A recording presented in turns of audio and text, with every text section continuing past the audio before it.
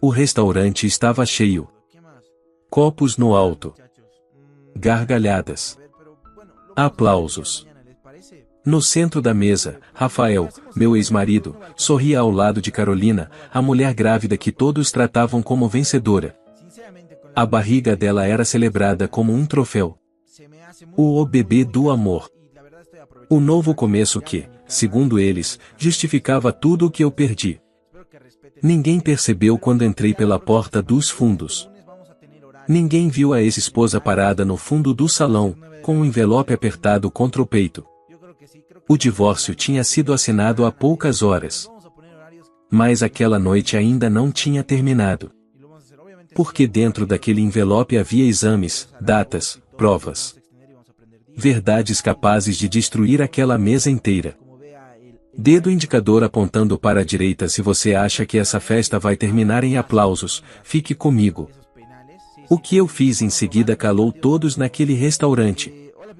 8 meses antes daquela noite no restaurante, minha vida ainda parecia inteira.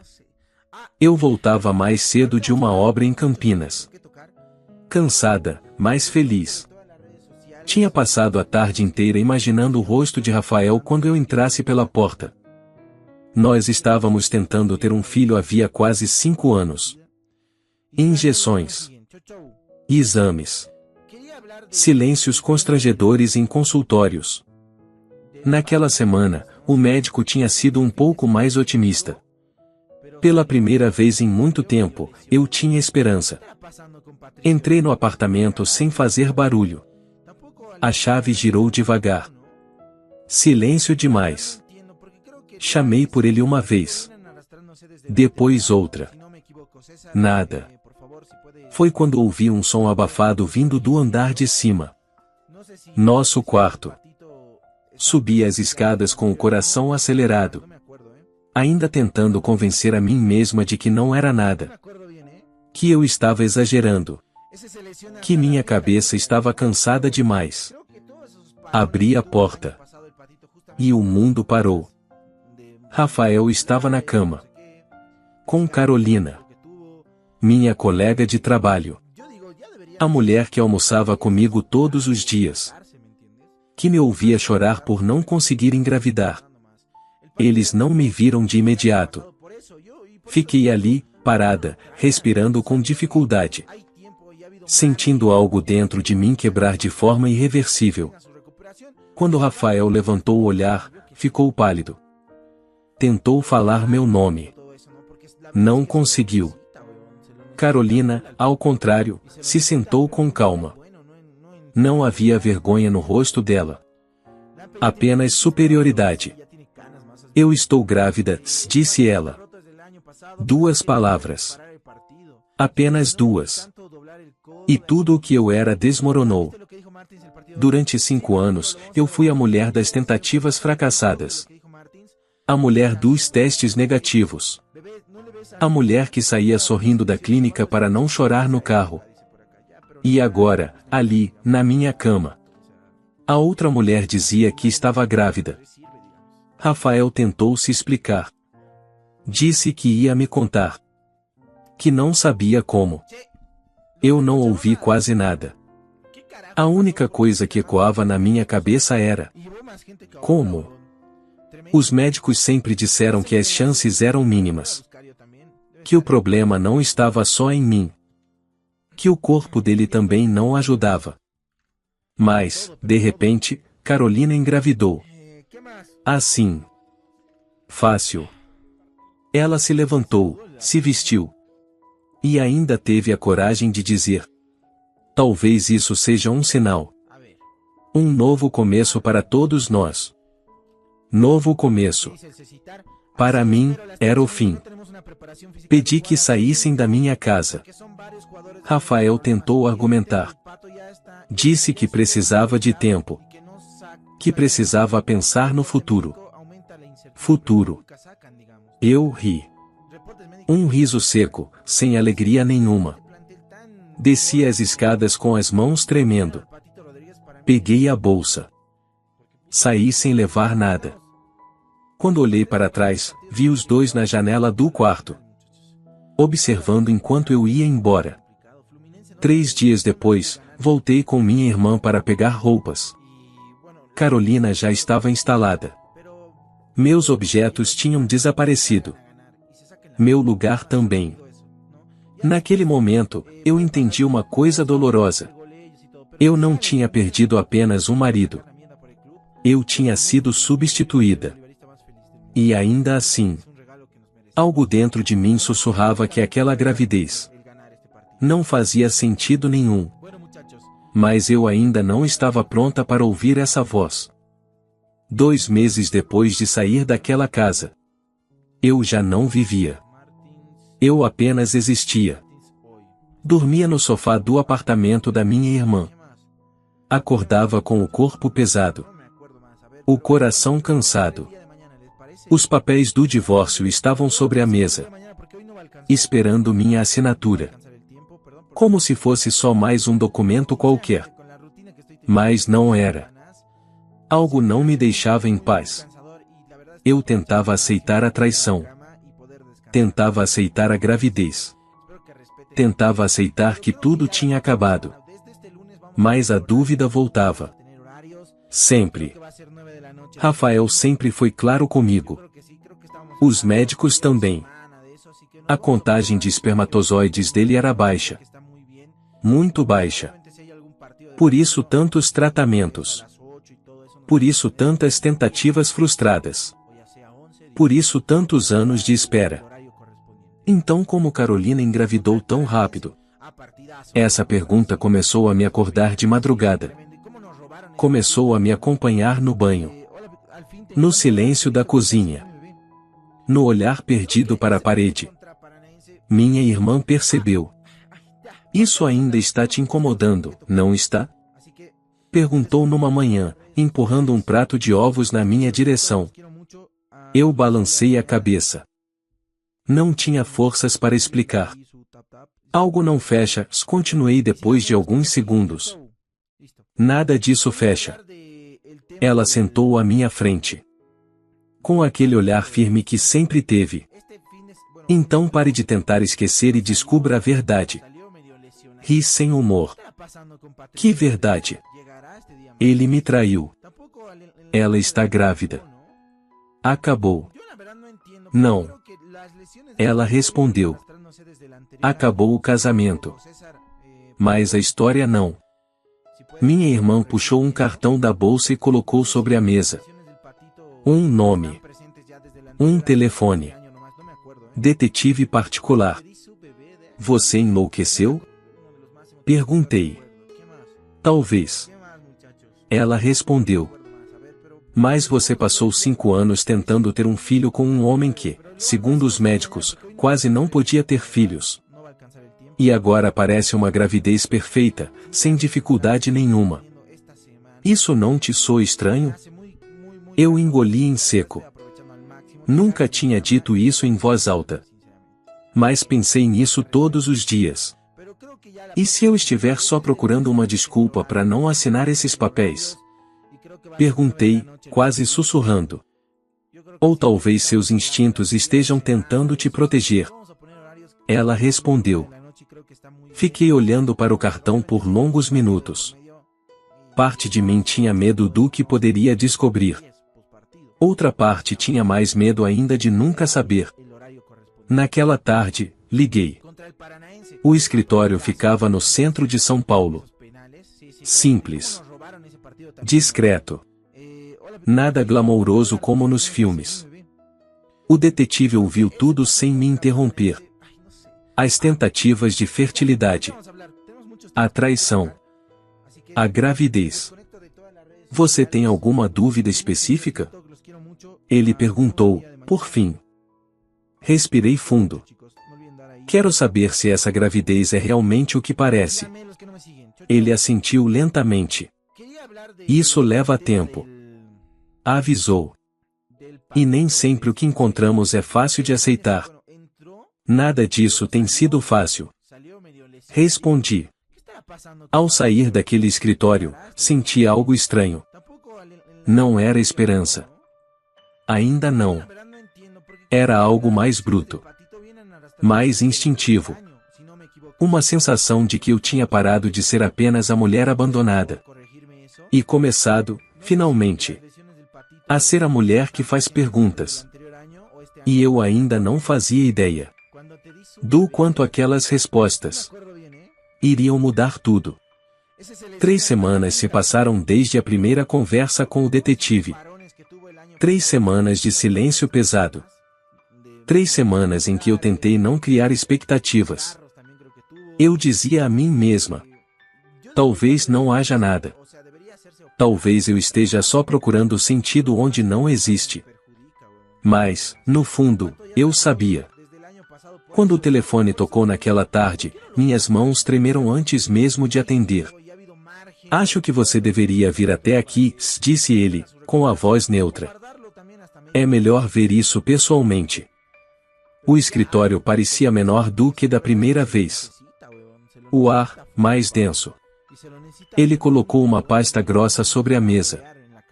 Não falou nada por alguns segundos. Abriu devagar. Vamos por partes, disse.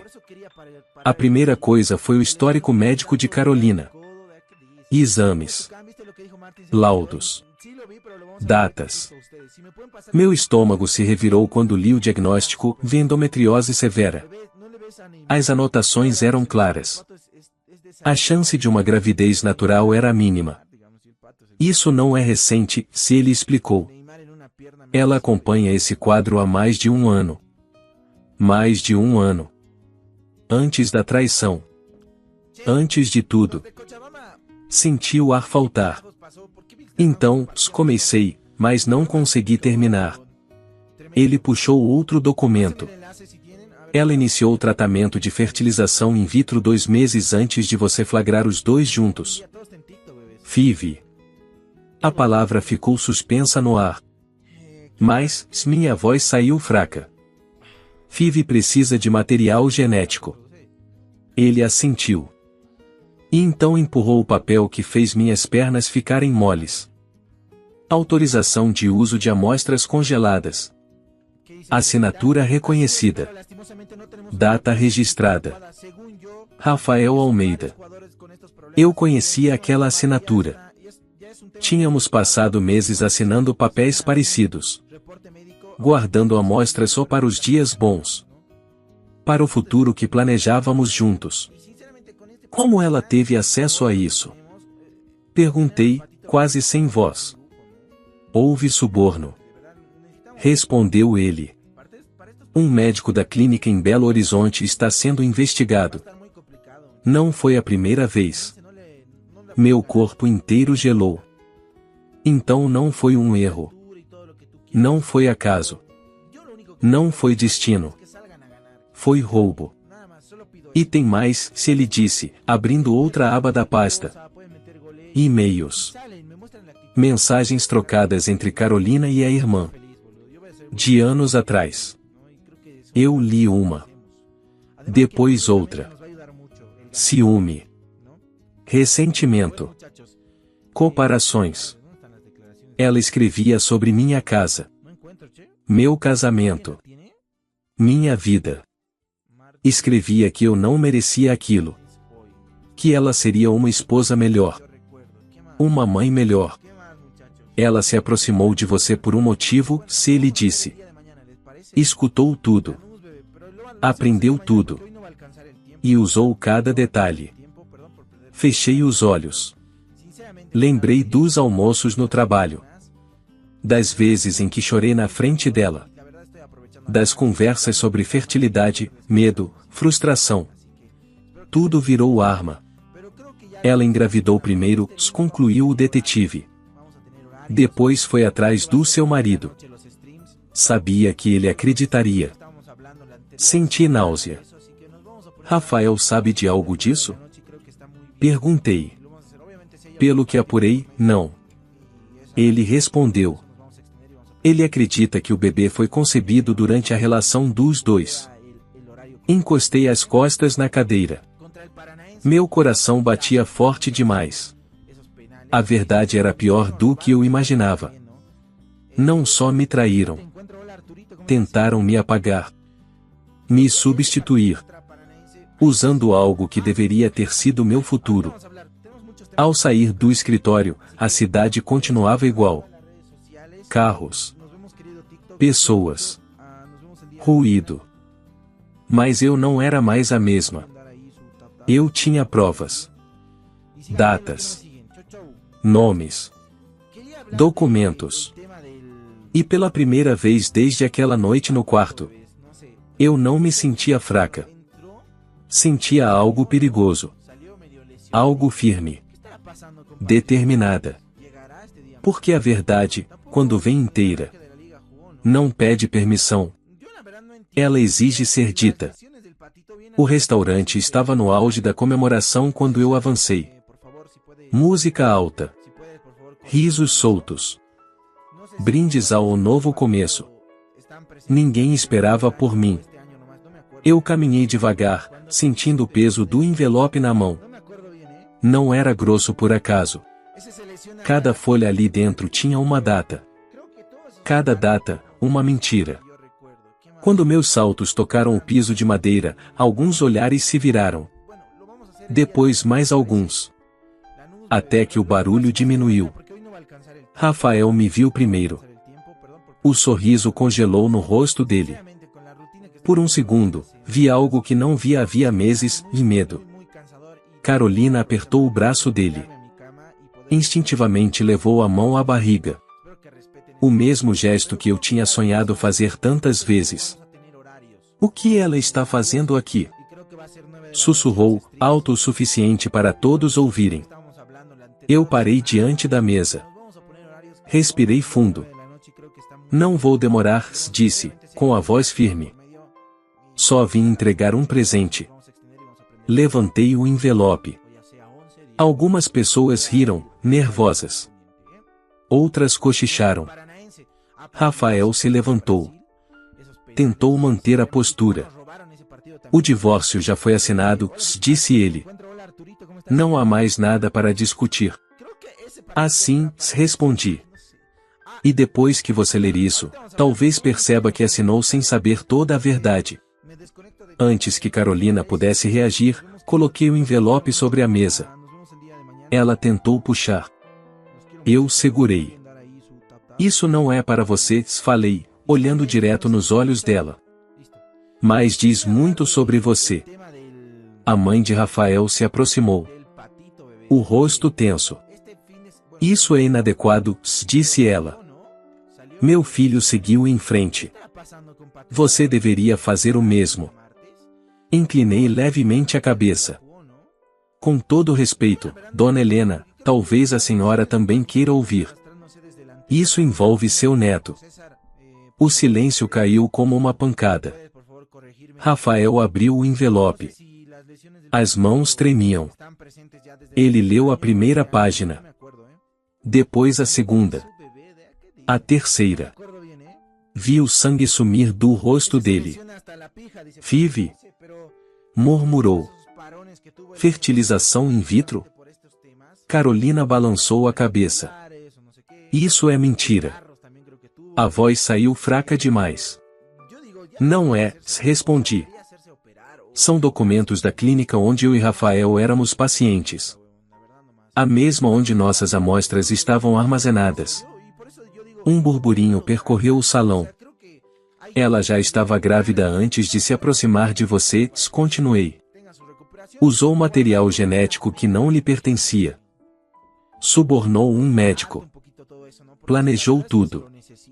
Rafael sentou de repente. As pernas não o sustentaram. Como, se ele sussurrou. Como você pôde? Carolina respirou fundo. E, pela primeira vez, o disfarce caiu. Eu só fiz o que precisava ser feito, disse ela. Você não era feliz com ela. O choque nos rostos ao redor foi imediato. Você roubou nossas amostras, disse Rafael, a voz falhando. Nossa chance de ter um filho. Ele olhou para mim. Depois para a barriga dela. Todo esse tempo, murmurou. Eu dei um passo atrás. A verdade está dita, falei. O que você vai fazer com ela agora é escolha sua. Virei-me para sair. Atrás de mim, a música tinha parado. Os copos estavam intocados. A festa tinha acabado. E, no lugar da celebração, restava apenas o som pesado da verdade finalmente exposta. O silêncio depois das minhas palavras foi ensurdecedor. Ninguém se mexia. Ninguém sabia o que dizer. Rafael continuava sentado, encarando os documentos como se não reconhecesse mais a própria vida. Carolina respirava rápido. O sorriso confiante tinha desaparecido. Por alguns segundos, pensei que ela ainda tentaria negar. Mas então levantou o queixo. E daí? Disse, com a voz mais dura. Eu só acelerei o inevitável. Você nunca conseguiu dar a ele um filho. As pessoas ao redor prenderam a respiração. Rafael levantou devagar. Não gritou. Não discutiu. Você me manipulou, disse ele, baixo. Usou algo íntimo. Algo que era nosso. Carolina tentou se aproximar. Ele recuou. O bebê é meu, se insistiu ela. É isso que importa. Importa como, respondeu Rafael. Importa tudo. A mãe dele começou a chorar. Amigos desviaram o olhar. Aquela mulher, minutos antes celebrada, agora estava sozinha no centro do salão. Eu acreditei em você, continuou Rafael. Acreditei porque queria acreditar. Porque estava fraco. Ele passou a mão pelo rosto, exausto. Mas isso, apontou para os papéis, não é amor. É crime. Carolina perdeu o controle. Você me ama. Gritou. Sempre me amou mais do que a ela. Rafael fechou os olhos por um instante. Quando abriu, parecia mais velho. Eu amava a versão de você que inventei, disse. Não essa. Ele se virou para mim. Imani espera. Eu já estava perto da saída. Parei. Eu disse tudo o que precisava, respondi. Eu preciso falar com você, se insistiu. Não aqui. Não assim. Carolina agarrou o braço dele. Não vai me deixar agora, se implorou. Não depois de tudo. Rafael soltou-se com cuidado. Vou assumir meu filho, disse. Mas você e eu acabamos aqui. O choro dela ecoou pelo restaurante. Ninguém se aproximou. Ele veio até mim. Os olhos cheios de confusão, arrependimento, medo. Meu mundo virou do avesso, murmurou.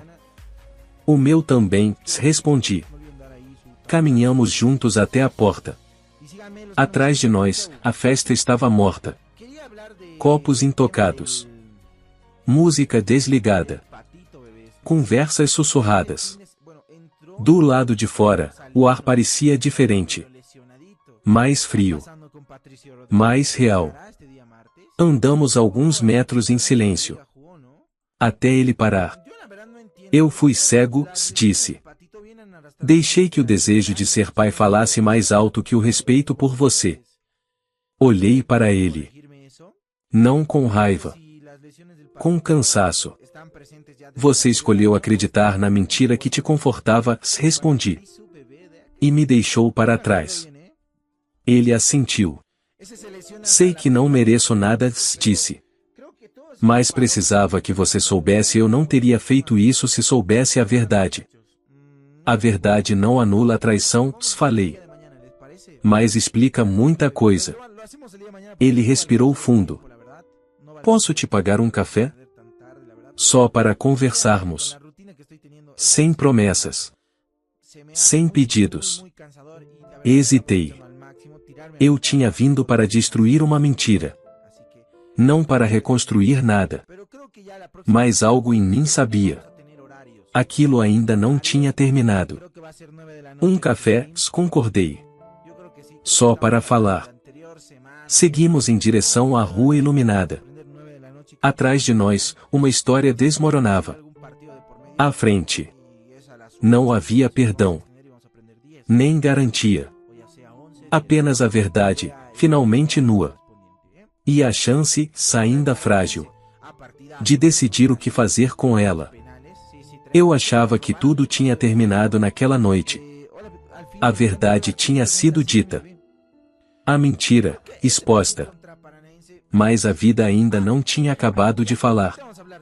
2 semanas depois, meu telefone tocou no fim da tarde. Número desconhecido. Quase ignorei. Atendi por instinto. Senhora Luciana Ribeiro? Perguntou uma voz feminina. Aqui é do Hospital Municipal de São Paulo. É sobre Carolina Almeida. Meu coração travou. Deve haver um engano, respondi. Não sou família dela. Houve um breve silêncio do outro lado. A senhora consta como contato de emergência. Fiquei sem ar. Claro. Carolina nunca tinha atualizado nada. Ainda usava meu nome. O que aconteceu? Perguntei. Houve complicações graves na gestação. Ela está com 24 semanas. Existe risco imediato para o bebê. Desliguei com as mãos tremendo. Eu não devia ir. Não tinha obrigação nenhuma. Depois de tudo que ela fez, o lógico era virar as costas. Mas eu não consegui. Quando cheguei ao hospital, Carolina parecia menor. Pálida. Frágil. A mão sobre a barriga, como se tentasse proteger algo que escapava ao seu controle. Ela me viu e chorou. Você veio, sussurrou. O que está acontecendo? Perguntei, mantendo distância. Os médicos acham que pode haver um descolamento da placenta, disse, com a voz falhando.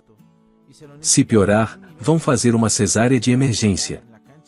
O bebê tinha menos de 700 gramas. Quase nenhuma chance. Por mais que eu quisesse odiá-la naquele momento. O medo dela era real. Minutos depois, os alarmes soaram. Enfermeiros entraram às pressas. Ordens curtas. Rápidas. Precisamos levá-la agora. Antes de ser levada, Carolina segurou minha mão com força. Eu sei que não mereço, disse, entre lágrimas. Mas estou com medo. Não respondi. Apenas fiquei ali, enquanto a empurravam pelo corredor. Foi então que liguei para Rafael. É o bebê, disse, direto. Está acontecendo agora. Ele chegou pouco depois. Desesperado. Sem palavras. Sentamos juntos na sala de espera. Sem tocar no assunto do passado. Sem acusações. 2 horas depois, um médico apareceu. O parto foi antecipado, explicou. O bebê nasceu com 23 semanas e alguns dias. Está na UTI neonatal. A situação é delicada. Rafael chorou. Não um choro alto. Um choro quebrado. Eu fiquei em silêncio. Naquele momento, percebi algo que me assustou. A vingança já não fazia sentido. Nos dias seguintes, voltei ao hospital. Sempre discretamente. Sempre longe de Carolina. Eu observava o pequeno corpo dentro da incubadora. Tubos. Máquinas. Um ser lutando para existir. E, contra toda a lógica, algo começou a mudar dentro de mim. Aquele bebê não era um plano. Não era uma arma. Não era um troféu. Era apenas vida. Rafael me encontrou ali uma tarde. Você não precisa estar aqui, disse ele. Isso não é responsabilidade sua. Eu sei, respondi. Mas quero. Ele me olhou em silêncio. Naquele hospital, entre o cheiro de álcool e o som dos monitores, não havia espaço para ódio, nem para discursos.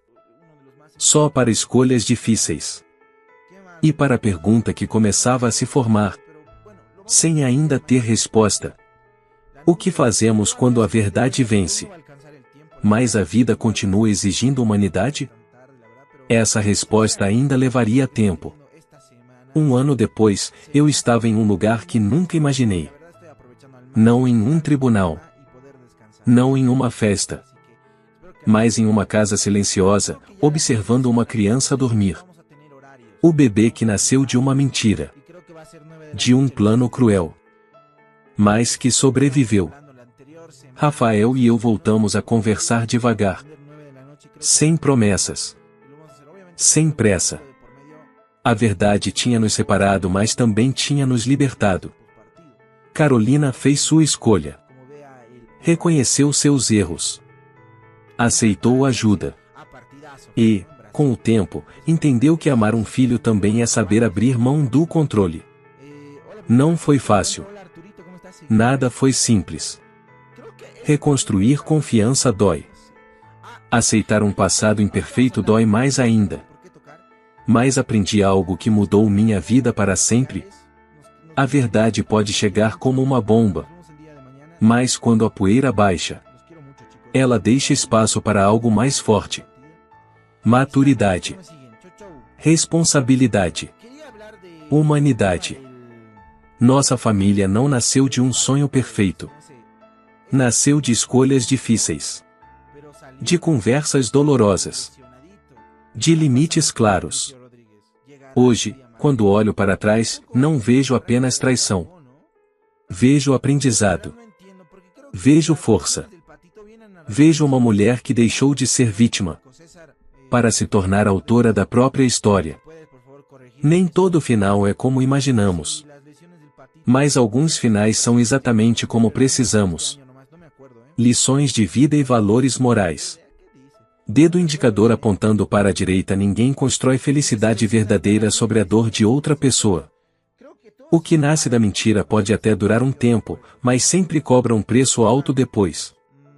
Dedo indicador apontando para a direita. Traição não começa no corpo, começa no caráter. Ela nasce quando alguém escolhe o próprio desejo acima do respeito, da lealdade e da dignidade alheia. Dedo indicador apontando para a direita. A verdade pode machucar, mas a mentira destrói. A verdade dói uma vez. A mentira corrói todos os dias. Dedo indicador apontando para a direita. Perdoar não é esquecer o que aconteceu. É decidir não permitir que o ódio continue comandando a própria vida. Perdão é libertação, não absolvição. Dedo indicador apontando para a direita. Amor de verdade exige responsabilidade. Não basta dizer o eu amo. É preciso assumir as consequências das escolhas, mesmo quando elas não são convenientes. Dedo indicador apontando para a direita. Famílias reais não são perfeitas. Elas são construídas com diálogo, limites claros, maturidade e, acima de tudo, honestidade. Dedo indicador apontando para a direita. Às vezes, a maior vitória não é humilhar quem errou. É levantar-se com dignidade, seguir em frente e provar que caráter vale mais do que qualquer vingança. Dedo indicador apontando para a direita. No fim, a justiça mais poderosa é silenciosa. Ela não precisa gritar. Ela apenas coloca cada pessoa diante da própria consciência. Del patito, bebés, no sé. Este fin de, bueno, entró, pero salió, ¿no? Salió medio lesionadito. ¿Qué estará pasando con Patricio Rodríguez? ¿Llegará este día martes? Tampoco en el arranque de la liga jugó, ¿no? Yo la verdad no entiendo, porque creo que las lesiones del patito vienen arrastrándose desde el anterior año, si no me equivoco. César, por favor, si puedes por favor corregirme eso. No sé si las lesiones del patito están presentes ya desde el anterior año o este año nomás, no me acuerdo, Cuando te di su bebé, ¿de a qué dice? No me acuerdo bien, Ese se lesiona hasta la pija, dice por aquí, no sé, pero creo que todos esos parones que tuvo el año pasado el patito justamente por estos temas de molestias musculares o no sé qué, desgarros también creo que tuvo. Yo digo, ya deberían hacerse, o sea, debería hacerse operar o tratarse, ¿me entiendes? Creo que más que aportarnos perjudica, weón, la verdad nomás. El Pato ya está roto desde el año pasado, por eso yo digo, ¿por qué no lo tratan? O sea, creo que hay tiempo y ha habido margen con todo esto del repechaje y todo para que tenga su recuperación o guardarlo también hasta medio año, yo qué sé, amigo. Pero ya harta un poquito todo eso, ¿no? Porque la verdad es que se lo necesita.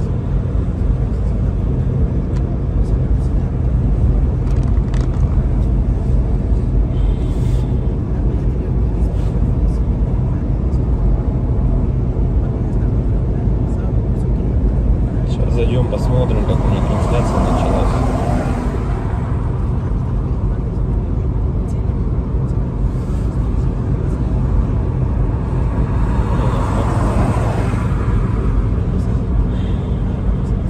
Если вот рассматривать, я говорю, задумываясь о том, что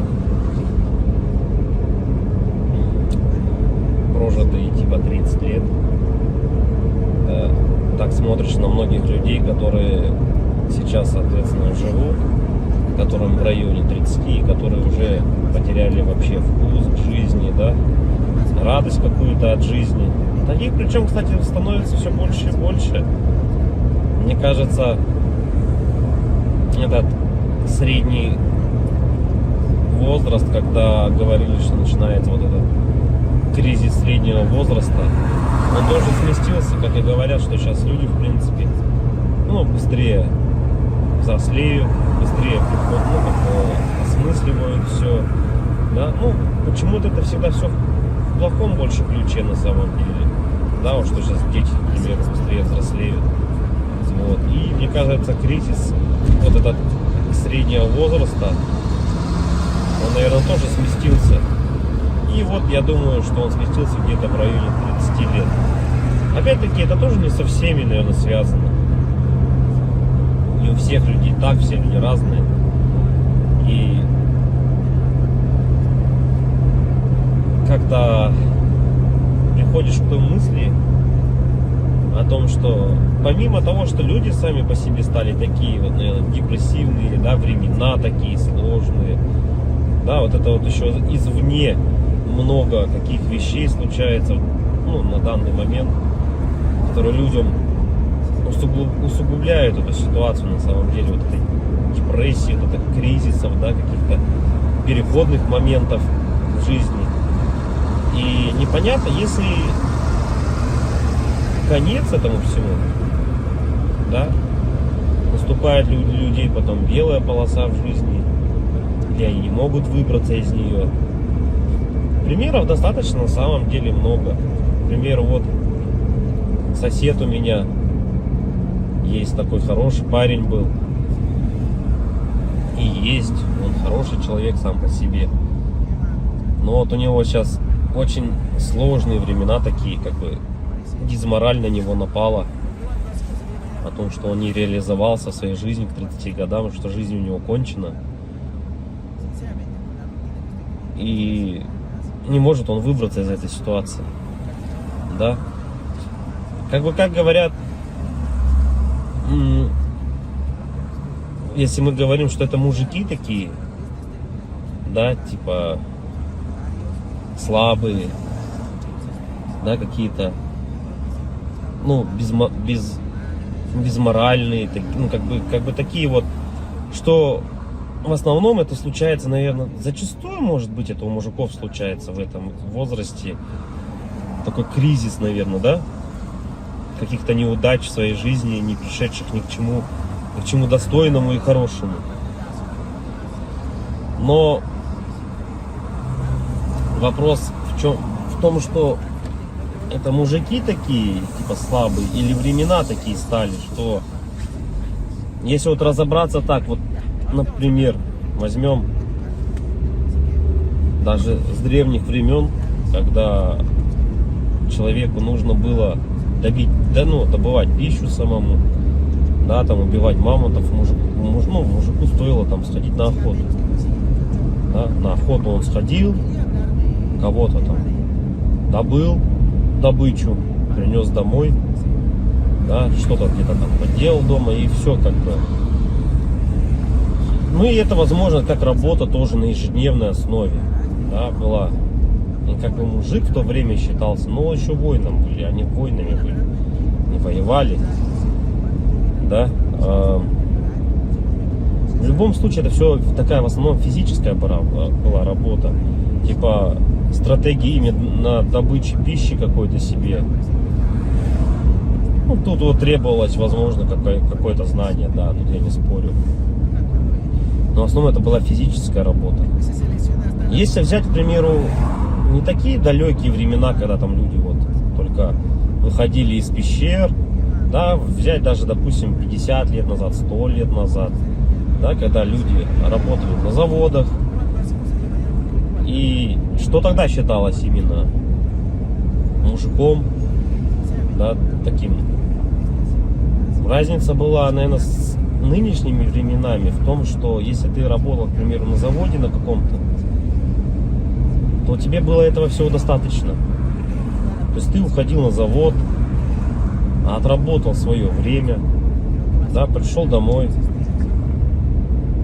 какие-то тоже там, может, домашние дела, и, ну, и этого тебе было достаточно на самом деле.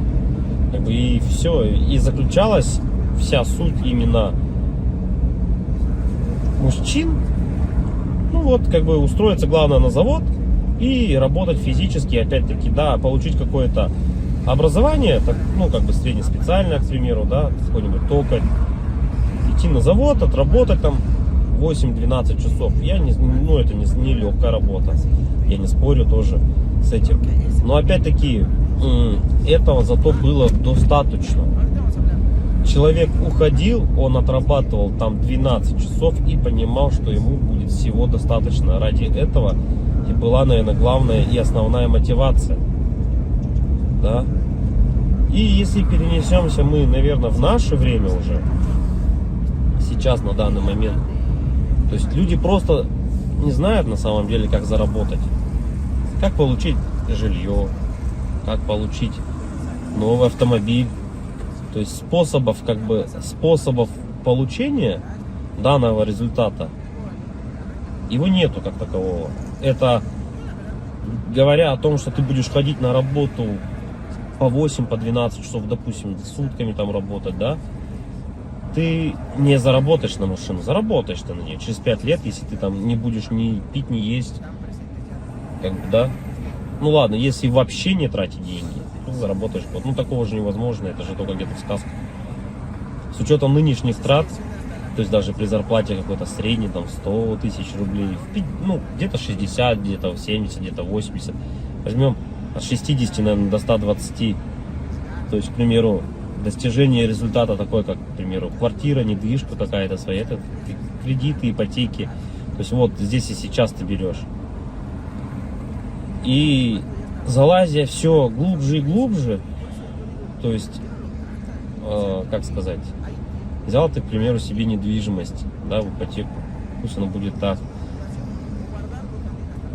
Помимо тех трат, к примеру, помимо этой ипотеки, там, ремонт и так далее, тебе за эти 20 лет нужно и телефоны менять, и одежду менять, и так далее, там, кушать надо.